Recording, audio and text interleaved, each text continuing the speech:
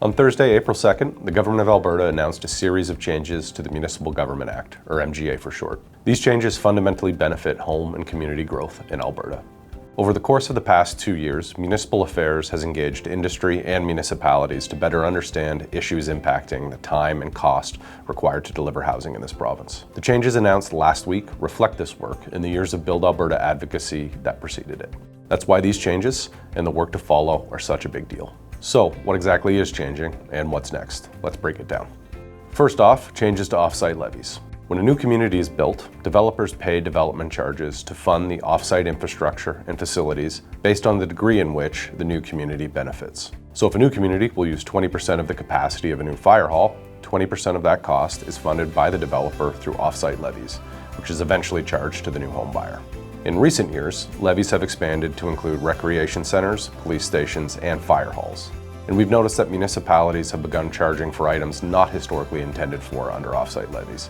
This has resulted in gold-plated infrastructure and facilities that new home buyers disproportionately have to pay for.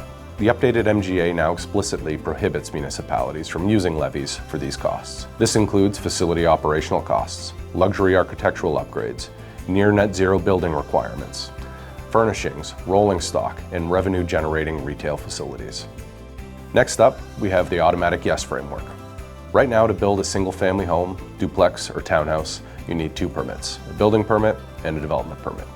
Building permits make sense. They confirm a house is safe and meets building code. But the development permit for a simple home on a properly zoned lot could lead to months of unnecessary delays. The new MGA should change that. The Minister of Municipal Affairs now has the authority to create an automatic yes framework, eliminating unnecessary development permit requirements for straightforward single-detached, semi-detached, and townhouse units in permitted use zones. Faster approvals mean more homes built at a lower price. Simple as that. The changes also provide greater flexibility for municipalities to use AI to expedite reviews. Work on the associated regulation is anticipated for the summer or fall of this year. Next up, transparent permit timelines. Home buyers deserve to know how long approvals actually take and whether municipalities are meeting their own timelines.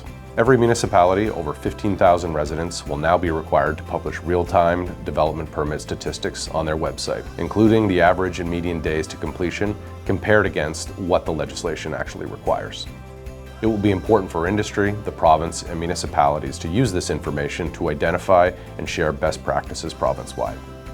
Next up, we have non-statutory studies.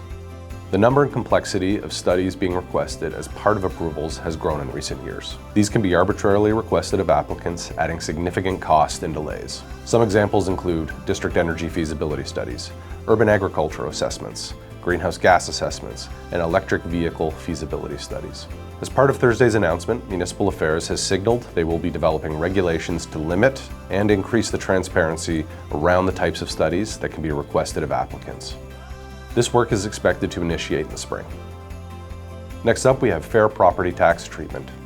Some municipalities in Alberta were looking at creating property tax subclasses based on residency. This would have resulted in a vacancy tax that would have caught Alberta residents in the middle.